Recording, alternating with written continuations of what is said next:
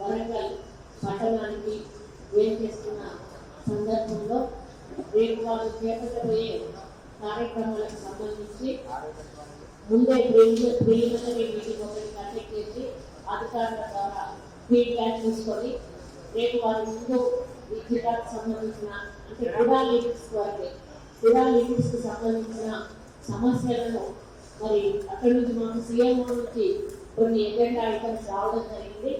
వాటి మీద power point presentations తయారు చేస్తూ మరి వాటికి ఉన్నటువంటి సమస్యలు ఏంటి, వాటికి కావాల్సినటువంటి ఫండ్స్ ఏంటి, ప్రభుత్వం నుంచి మాకు అందవలసిన సహాయం ఏంటి, ఇవన్నీ కూడా వివరంగా మేము ఈరోజు డిస్కస్ చేసుకోవడం జరిగింది. రేపు ముఖ్యమంత్రి గారు వచ్చిన తర్వాత ఈరోజు వారు ఇచ్చిన ఎజెండాలోని ఐటమ్స్ని ప్రతి ఒక్కటి కూడా వివరంగా ముఖ్యమంత్రి గారు నోటీస్ తీసుకోవడం జరుగుతుంది. ముందుగా ముఖ్యమంత్రి గారు 1 వరకు స్టార్ట్ అవుతారు. హైదరాబాద్ నుంచి 1 వరకు టెక్స్టైల్ పార్క్లో ల్యాండ్ అవుతారు. టెక్స్టైల్ పార్క్లో అక్కడ ఉన్నటువంటి పనులను పరిశీలించి మరి దాని గురించి పూర్తిగా అక్కడ అవగాహన పంచుకున్న తర్వాత అక్కడ కొంత ఉప ఎగ్జిబిషన్ కానీ ప్లాంటేషన్ అనేది 2 కార్యక్రమాలు పెట్టాము.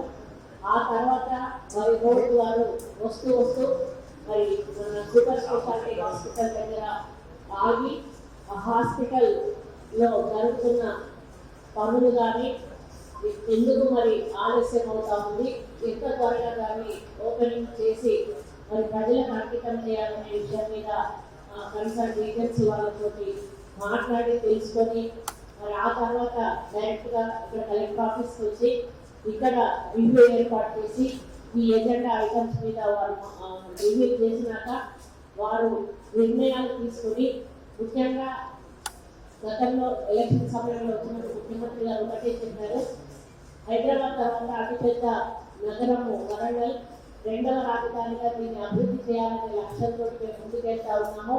దీనికి inner ring road, outer ring road, అదేవిధంగా అండర్ గ్రౌండ్ డ్రైనేజ్, ఒక స్మార్ట్ సిటీగా డెవలప్ చేయాలి, ఇండస్ట్రియల్ కారిడార్గా డెవలప్ చేయాలి అని మరి అదేవిధంగా మహిళలకు కూడా ఉపాధి కల్పించే విధంగా ఇక్కడ చర్యలు తీసుకుంటాము.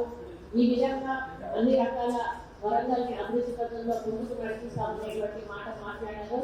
అవకాశం ఉంటే వాళ్ళు